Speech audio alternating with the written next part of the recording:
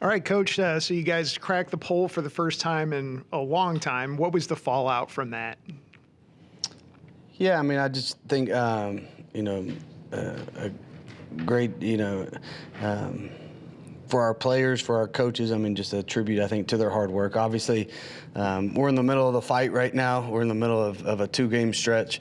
And trying to get to the finish line. And I think our kids have done a phenomenal job of just being process-driven and really buying into the way that we built this thing. And that's through, practicing really good throughout the week, studying film, being prepared on game day to go out there and execute and make plays. And I think we have a lot of playmakers on our team. I think our coaches have done a phenomenal job at coming up with game plans and keeping people off balance at times this year. And so yeah, I mean, I think that's just a number right now. I mean, obviously it matters where we are in 3 weeks from now. And so for us to just stay focused on what the task at hand is, and that's only to beat Rice right now. And I think, this is a sneaky good ball club. They've won 2 of their last 3. I mean, they played a lot of people close. I think the style that they play with on offense, they don't turn the football over.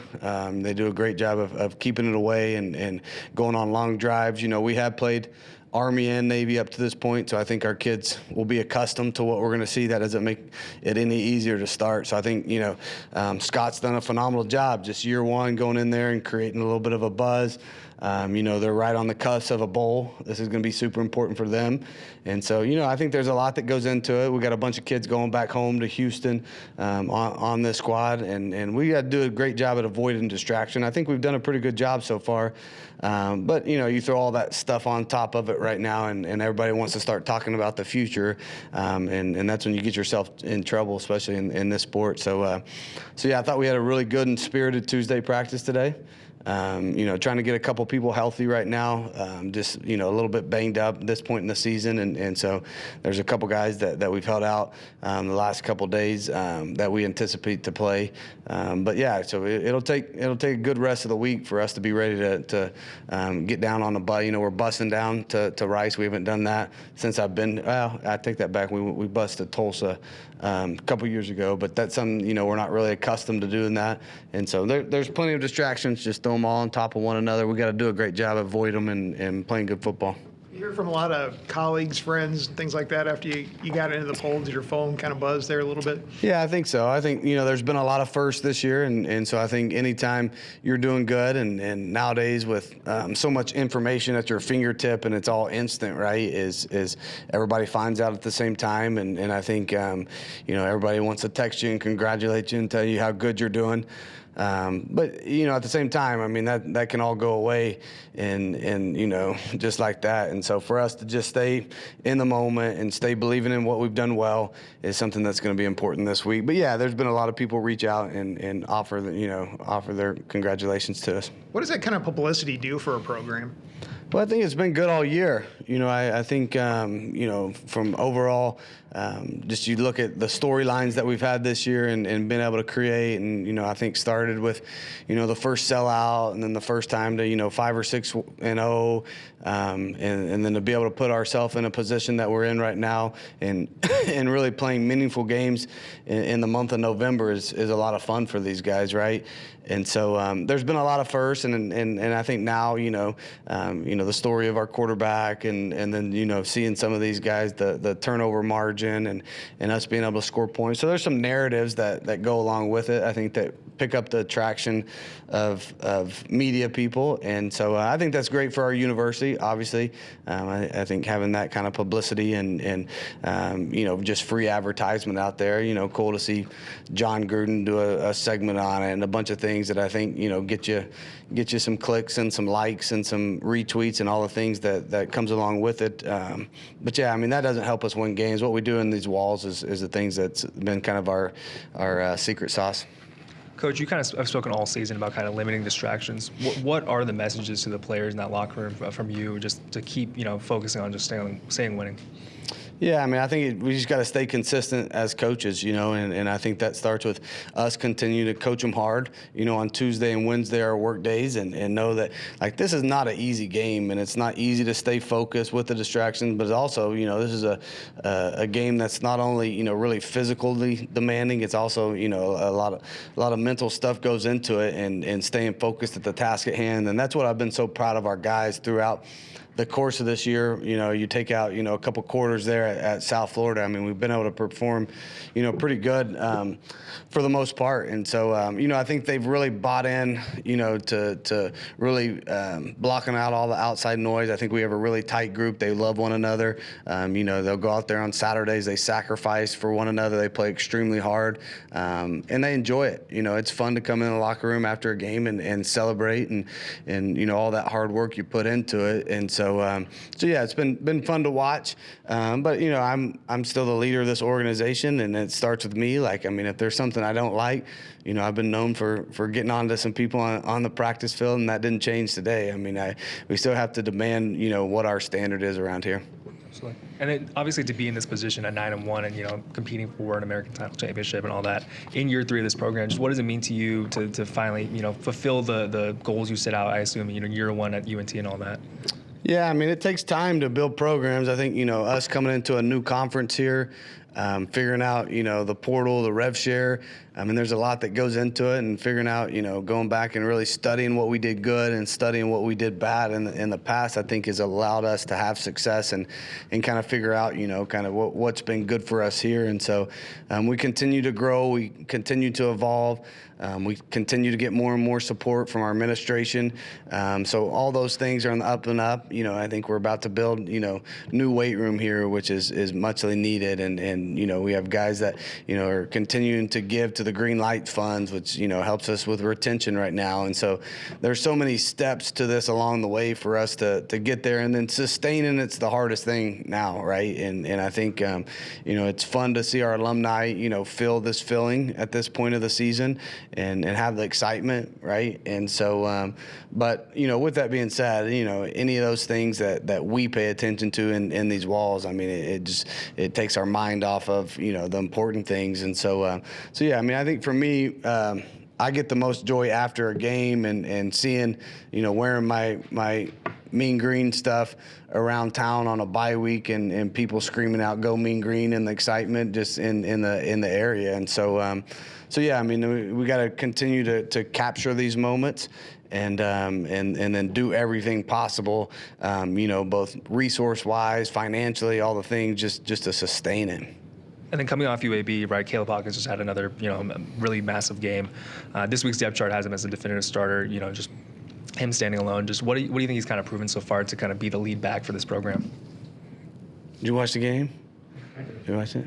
Pretty good. Yeah. No, I think the cool thing, obviously, he continues to run the ball really effectively. He never has negative runs, but really just a complete back. Like, I mean, his blitz pickup stuff is just something that's special. I mean, for his age right now, to be able to do the things and see the things and react and stone some of the linebackers that are blitzing, I think. And then, too, just he's a kid that loves football. Like, I mean, I think, our equipment guy was telling me the other day, he's still wearing the same gloves that we gave him when we first got here. And, like, just that doesn't happen with kids anymore. Like, he's old school. He's gritty. He doesn't need anything. He's a coach's dream. And so I think all those things, like, kind of make it a little bit more fun for me just because the success. But he's still the same guy that, I mean, his practices extremely hard. And then you see him go out and perform the way he does because of the way he prepares. So it's fun to coach kids like that.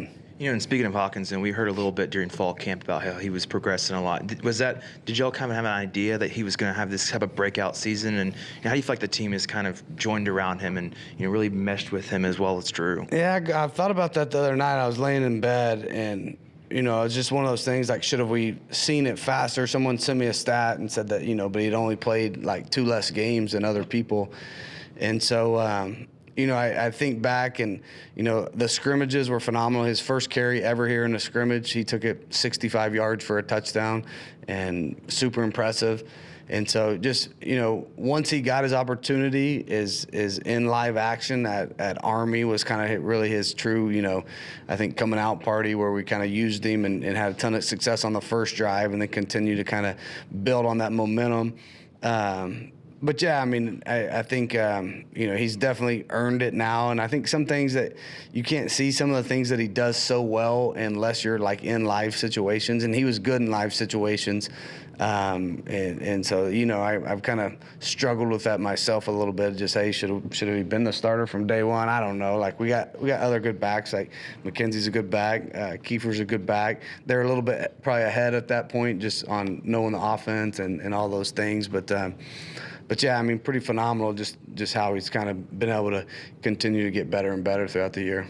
For sure. And I'm guessing, last week you mentioned Shane Porter was out last week for the UAB game. Is that a definite out for the rest of the season, or is he still day-to-day? Yeah, no, Shane will be out for the rest of the season. And so, hate it for him. Big loss for our ball club, just as not only was he a great football player, but just I think just a great leader and a presence. And he'd worked so hard to put himself in this position as a senior, and is playing just lights out for us. Sideline to sideline, tackle after tackle, made unbelievable interceptions. So yeah, that stinks for us on the defensive side of the ball. We've had some people stepping up for him, and so they'll have to continue to do so. But he's one of those ones hard to replace. In the whole season, we've talked about the transfer portal, and y'all adding a lot of players from that portal. Of course, you lost a lot of starters from last year, but the three main guys offensively that have stuck out the most are Mestemaker, Hawkins, and Young, both very young and from high school. What does that kind of say to you and your entire staff? Does that kind of show you guys can really develop more than most people can do in college football?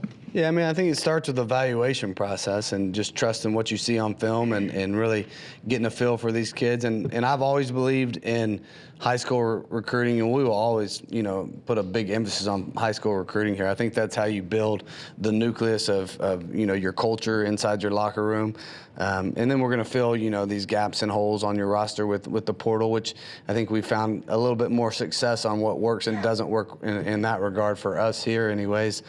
But yeah, I think, it's identifying the right guys that fit in here, that can handle it, that are obviously good athletes, and then the developmental piece of it. I think we do a great job in the weight room. I think we do a great job coaches on individual work. Wyatt Young was a receiver. Was a quarterback that we were going to convert. We didn't know when we signed him.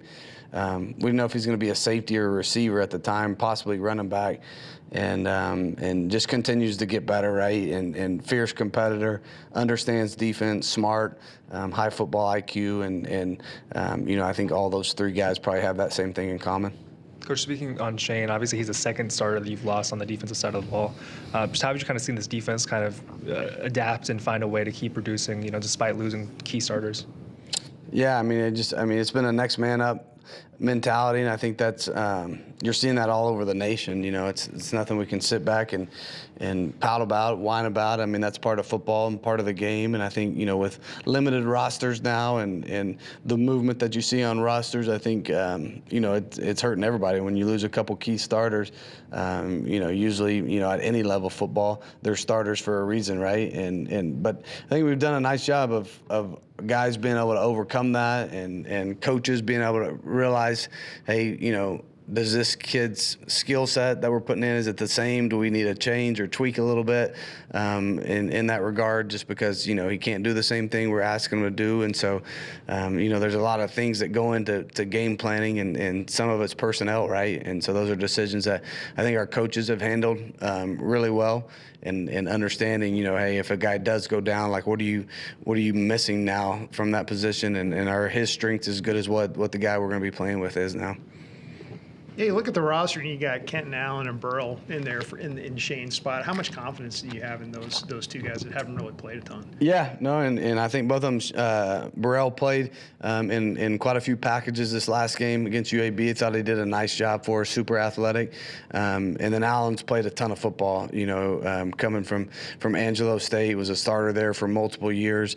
And so yeah, I mean, there's a reason we recruited those guys. And, those are guys that we're going to have to count on, and the whole team's going to count on them. And thought that they've had a couple nice weeks of practice now going into week 2. And I think the more and more they get comfortable with it, they'll get better as time goes on. Yeah, and you're back to, being the number 1 offense in the country. And we talked a little bit about, some of the high school guys that you've been able to work in. Is that just a testament to the way that you guys have been able to recruit and to develop, that you've been able to get back to that number 1 spot there with so many new guys? Yeah, I mean, I think, the biggest thing, about our offense, I think the biggest difference this year, obviously we have some guys that have played football now, but I think the biggest thing, it can't be, undermined at all, is just how good our offensive line's playing right now. And I think, that's probably the biggest difference holistically. Like, we've had good athletes here. You go back and you look, the first year of the running backs we had, of Macklin, of Attaway, and then, going into year 2, have Sheffield that produced a ton. We were beat up really bad last year at running back. But then, going into this year, I just think, really, a bunch of guys that have played a ton of football. I mean, Braden Nelson's been here. This is his second year, and he's probably started close to 20 games now. Gabe Blair up to, I don't know, in the 50s probably. Our center, Tay Yanta, probably started 50 games. Johnny Dixon, second year of starting now, being here, started a ton of games. Jimto started the last 3 years at Kent State. So I think, like, that group gelling, meshing, staying healthy has been probably the biggest difference right now. Obviously, everybody knows about Drew and everybody knows about Caleb, and I don't think either one of those guys are where they are, today if we weren't really good at run blocking and pass protection. Well, and you've got so many new pieces, not just up front, but across the board. How have you guys been able to gel so quickly, just across the board like that? Yeah, I think just spending time together. Like, I don't know a secret way of building relationships other than spending quality time and getting to know them on a personal level as well as a coach. And I think, we do a bunch of intentional things around here to make sure that our guys are spending time. You get to know each other on a personal level, get to know their stories. And I think once you do that and so much time that's spent up here, I mean, every day, from, they get here at 7:30 in the morning and then, they leave about this time, 10:30 or 11. And then, in the afternoons, they're at study hall together. They come in, they'll go to the training room together. They live together. And so I think, and then finding just time to spend with one another, building relationships. Yeah, last time we did this, you mentioned that we were talking about Landon hadn't had a drop all year, and you said that maybe you'd have that stat. I mean, do you guys have that stat of how many he's missed on the year? Yeah, he doesn't have a stat. A recorded drop for us either, and so that was a good find for you guys. I looked at it in my post game report this last time, and so and we don't have a ton of drops. A majority of them all came in one game, unfortunately for us. Yeah, and just to wrap up here, I was, we're coming up on Senior Day for a lot of these guys. And one of the unique seniors you've got is Will Jones, who's just been all over the place in college football, and he just came here as a one-off, one-year guy. What has he meant to your guys' team this year? Yeah, I mean, he's a kid that came back home. I think, I think he's been through a lot of adversity in his life and injuries and different situations and coaching changes. And I don't think, he's ever felt like a place was home. And I think Will told me, before we got started this year that this was the first place that he kind of felt like he was home and he fit in, he belonged. And I think, and that goes back to us building relationships, and Coach Cassidy's his position coach and being able to get him here throughout the spring and summer and pour into him, on and off the field. And I think he's a kid that's I was super excited last week, just the 2 plays that he made late in the game. I mean, those were freaking phenomenal catches. Of course, he runs over and starts telling me he needs to play receiver here and we need to start throwing him balls. But I mean, 2 sideline catches like that, I didn't have much of an argument for him. Yeah, is has Will just been a good voice of experience for your guys' defense, just with all he's been through? Yeah, and I think he's been through so many highs and lows. I think he can talk to the young kids, and you know, when kids are going through bad things, Will's been there and he's been in that situation, and he's found a way to overcome it, right? And then now he's obviously a leader for us, started every game, making a ton of plays for us, and so yeah, I mean, I think just the wisdom and just him going through, you know, being to 3 or 4. Has he been to 3 or 4 schools? Like, it's something. Yeah, it's a lot. I don't know, but so yeah, I just think his situational awareness is super high because he's been through a lot of positives and negatives. Yeah, is it kind of the modern college football story in the era of the transfer portal? A guy like that, you know, maybe finds it at the end after bouncing around a little? Yeah, some of them. We definitely have some that fit in that category. You know, we have kids that come in here and they never find it. You know, but we got kids like him and Shane, I think, that would come here and they kind of find their home and they find their place and they're performing at a high level and they're starters for us. But yeah, I mean, I think there's just all different walks of life, you know, in these meeting room now, just with guys that have been to multiple schools, guys that have good experiences, bad experiences from junior college, from high school, from Division II, from Division III, from other, you know, group of fives, from other Power Fours. And so, yeah, they come from everywhere. Yeah, I mean, there's always the talk about, you know, the transfer portal is the death of college football and things like that. Is he just an example of maybe somebody who benefited from the opportunity to maybe move on? Yeah, I think so. There's a bunch of positives out there. Just nobody ever writes about the positives in it. And so, but yeah, I mean, I think there's plenty of positives and kids going and making their, you know, lives better. And whether that's financially or playing time. And at the same time, I think there's guys that go in the portal and had success here and right now they'd probably tell you we wish we didn't go in the portal. We wish we were experiencing the success that North Texas is experiencing there. So yeah, it's a double-edged sword. You talked about distractions and you don't obviously want any of those now. And I'm wondering if looking back now, the loss to South Florida, it was kind of the ultimate distraction. If that taught your guys what can go wrong, and if in a way that was not a good thing, but at least maybe they learned something from that, and that if you could also comment on what you think of how they responded to that. Yeah, I've always been a big believer you can learn just as much from a mistake as you can from doing something the right way. And you know, it's my grandfather used to tell me when I was young, you could learn just as much from a dumb person as you can a smart person learning what not to do. And so yeah, I mean, I think it's always about reflection. It's always about how you're going to respond as an athlete. And obviously that was a big moment for us at a big time and a sellout. And whether it was anxiety or whatever went on, you know, we didn't perform up to par. And so yeah, I mean, I think we were able to reset both coaches and players really nicely after that. And then, too, I think we've learned from a lot of other things, you know, on our road games and learning how to win, you know, games, you know, in tight games at the end of the game, overtime, starting bad at Charlotte, overcoming that the second half. I think we've kind of overcome a lot of things this year, and that always, I think, makes for a tougher team down the stretch. And one last thing on being ranked now. I wonder if you've heard from any really old-time alumni who were around in '59 and remember that ranking. Nobody from '59. Someone sent me a graphic of the teams that were ranked in '59 and the teams that are ranked now. And so I did go down a little bit of a rabbit hole and was able to look through that. And some of those guys shocked me of who was ranked at that time. College football has obviously changed a ton. But no, I think just consistently this whole entire year, like I've made a lot of great connections and built a lot of relationships with alumni here. It's been something that's been super important to Maggie and I. But at the end of the day, I mean, it's kind of been consistent text throughout the year. Probably not as much from alumni of the ranking, and you know, I think it's just been fun to see the joy in their hearts and the encouragement to keep it going and all those things from Mean Green Nation and a bunch of guys that have played here and that are just alumni here and enjoying, you know, having this moment and. You know, and everybody's telling me to avoid distraction. I'm like, yeah, thank you. I know that, you know. Appreciate the tip there. Thanks, guys. All right, Jim Toes. So such a huge milestone for the program last week to be ranked. What has that meant to you guys? I mean, it means a lot for sure. first time in the school's history. But we really just trying to, stay the course and keep focused because, a lot of stuff like distraction, stuff like that it can be great and also can be distraction. So, in a way, but it's awesome, man. Being ranked is, amazing feeling. Happy for the university, happy for the program for sure. But gotta, can't get too high on that horse. Now I gotta stay the course, still be humble, and take it week by week.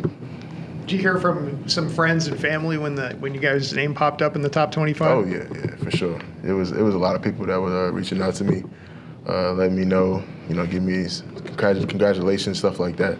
It was an awesome feeling for sure. Yeah, and you guys seem to have been so good about staying focused throughout the year. Has that continued to be an emphasis this week now that you guys are a little bit more in the spotlight? Yeah, most definitely. It's a want-to-know mentality, focused on Rice for sure. Just, Yeah, what do you see in Rice as you guys prepare for that game? They're a team fighting for a bowl game, They have a good football team to me, up front, D-line. Got a pretty good D-line, the way they scheme up things, they do some things well, but, we also do things well too. So we're focusing on those areas to get right and to go 1-0 this week.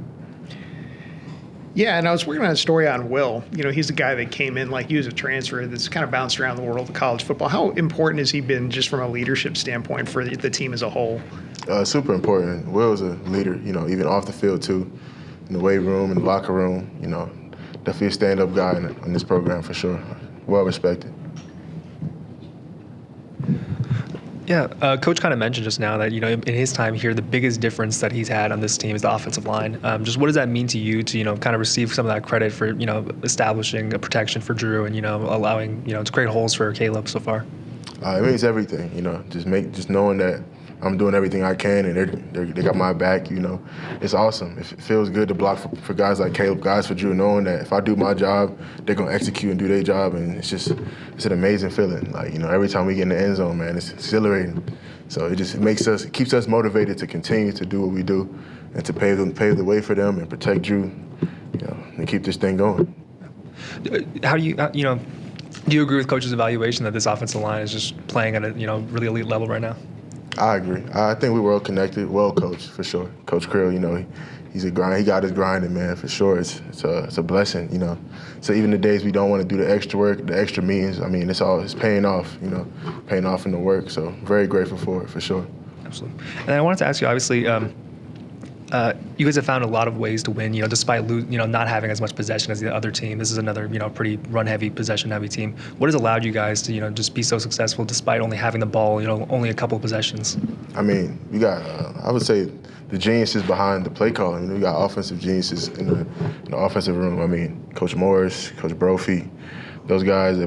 Just Coach Krill, everybody on the offensive side. They're geniuses with it, honestly. They know what they're doing. They know what to call. They know how to read the schemes, the defenses. It's amazing, man. Sometimes I'm even mind blown. I'm like, wow, like that was a call right there, So it's just knowing that those guys are, in our corners. It's an amazing feeling for sure. So. In fall camp, we kind of heard a little bit of a spark about Caleb Hawkins, and he's obviously burst out now. Was there did you personally, or did y'all as a group kind of have an idea he would explode on the scene like this? And how do you feel like he has such an impact on this team? Caleb actually like a funny story because it's like when I first seen him, like his first real action against team, like he scored, like he took it to the crib, like it was amazing. Like I don't remember how many yards it was, but his first carry here was a touchdown. I remember. So I'm like, okay, like freshman got, in my head, I'm thinking, okay, the freshman got some potential for sure. And then it just didn't stop. Like he just continued to show up every day. Like it was something with him. So he just made the most of his opportunities and kept the ball rolling.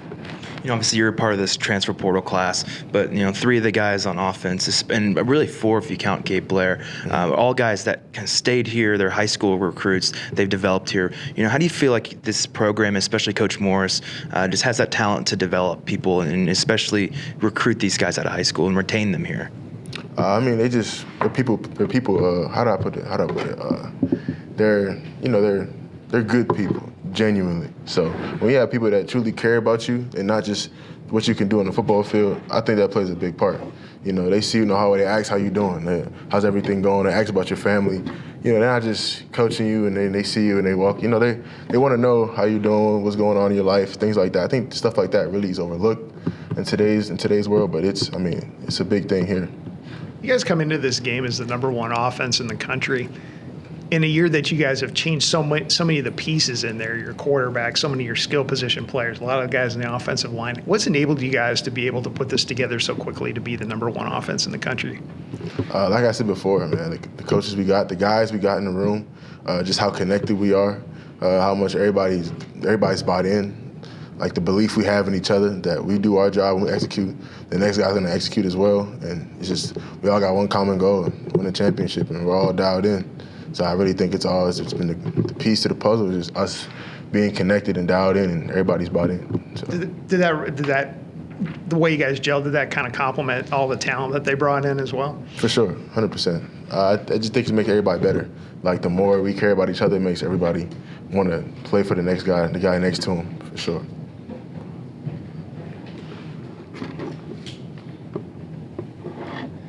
Coach Moore said that at practice today, he wanted to make sure that you guys were keeping your head straight, and he made it sound like that maybe he called out a couple players or maybe was a little more animated than usual. Was that the case today? Did you notice it?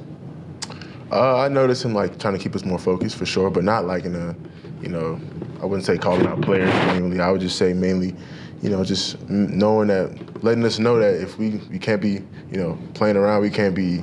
We got to be serious about what we got going on. Got to stay focused, stay on the track. Just being cutthroat how he should be. I think so. Did he bring up the fact that because y'all are ranked now, is that the reason why he said it, you think? Or? No, I don't think he's focused on that. I think he's focused on Rice, just being 1-0 this week and focused on them. I think everybody kind of knows that right at the moment. So we're just trying to keep it going, focusing on being 1-0. And I see Billboard out on I-35. No, I haven't been on it yet, but maybe I will one day. Probably this week when I go out and get something to eat or something. So. Thanks. You guys cracked the top 25 this week. What was that like for you?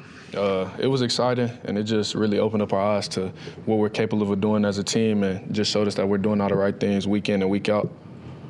Is this one of those deals where you just have to really focus in to capitalize on this opportunity here? Yeah, most definitely. We can't listen to the outside noise and get distracted with everything that's going on the outside. We just got to stay true to our process and just stay fond of the things that got us to this point.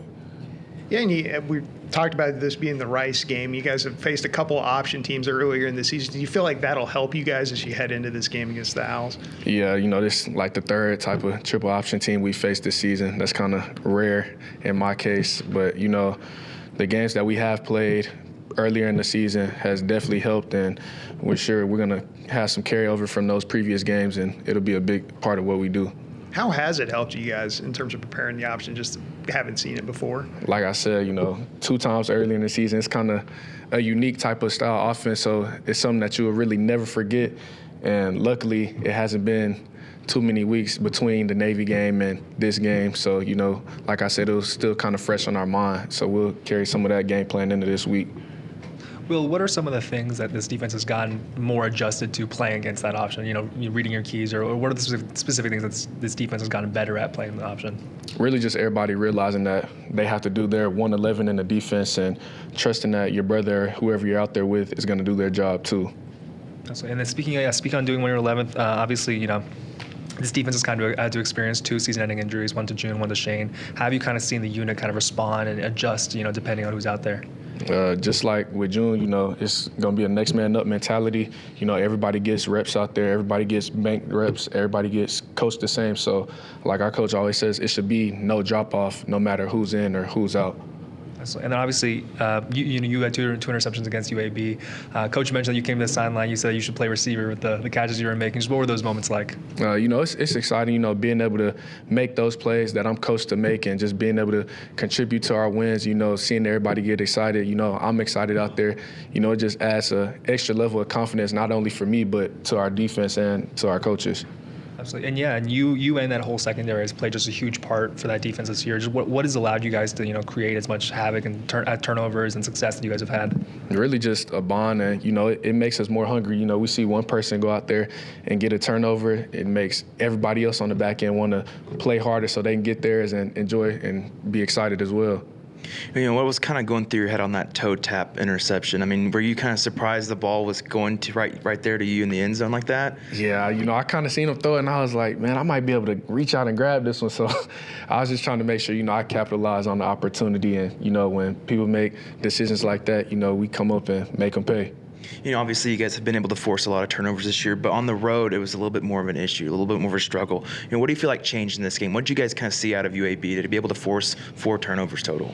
Just staying hungry, really. That's what it comes down to. We're cognizant of getting the ball back to our offense, because we obviously see what they'll do with the ball and things like that. So, we keep that in our minds. Every snap on defense is just getting the ball and getting it back to our offense.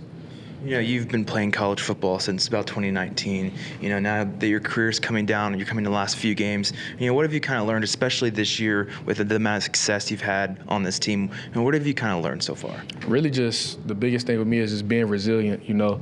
Like you said, I've played a lot of ball. I've been a part of a lot of good teams, been around for a long time and playing with a lot of great players. So just being where my feet are and just being resilient, it's a blessing to be a part of this team and having the success that we've had. I can't take it for granted or anything like that, but I wouldn't picture my last season going any other type of way. So. Yeah, I was going to ask you about that because, your senior day is coming up here, not this week, the week after. You've been all over the place in college football. Has it just been a wild journey for you, just all the different stops you've made over the years? Yeah, it's been a while. I took some time last week really to just think about everything I had overcame and been throughout my career. And like I just said, the way it's going this last season, it's picture perfect in my eyes. I'm around a lot of great guys, a lot of great teammates, and even better coaches. Why bounce around so much? What led you to go from place to place like that?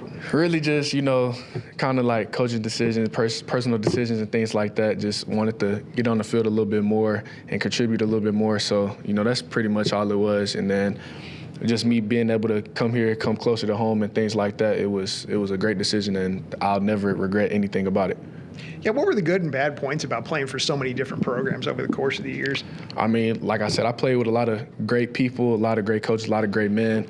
I was able to learn a lot over my journey through coaches, players, and just personal decisions that I made on my own. So, it's kind of up and down kind of road, but, I saw it through and stay resilient, and that's how I am here where I am today. Yeah, you mentioned you learned a lot along the way. What did you learn?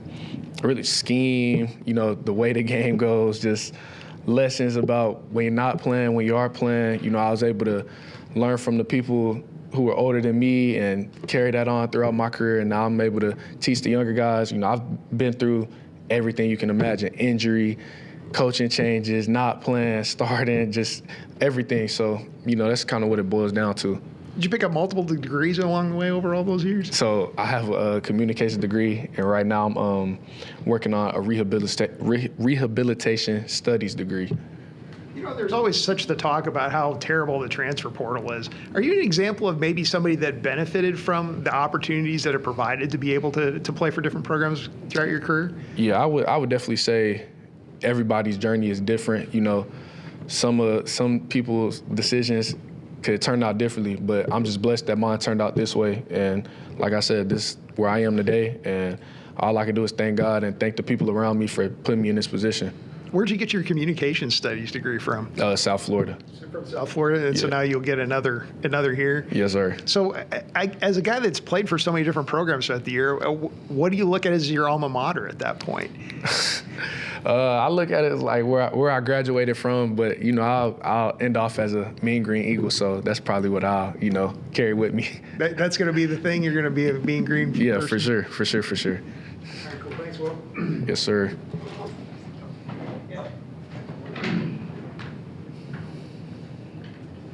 What's the trick to generate so many turnovers?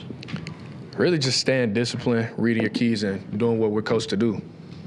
But people can say that all the time. They want to do that, but y'all are doing it. So Right. I mean, is some of it luck? Is some of it just? I mean, I wouldn't even call it luck. We're just, we're coached hard every week, every day about getting the ball and making the plays when the ball is in the air, when the running backs have the ball. We're constant of just being ball aware and just getting the ball back to our offense, because, they're putting up points, and it's kind of like a part of the game plan is to keep the opposing team's defense out there, because the longer they're out there, the more tired they are, especially with the way that our offense is going. So it's just a priority then on defense. Yes, for sure, for sure. Okay. And I'm wondering at the South Florida game, if in the end, if that was something that, if you learned something from that, and that's going to actually help y'all now. Yeah, for sure. South Florida game is in the past, we don't really think too much about it, but we use that game as a learning experience of just being able to make the plays and step up to the opportunities when they come. So, just like in that game, we had multiple turnovers, and that's just something that we'll stick with throughout the season, just still getting the ball, getting it back to our offense as many times as we can.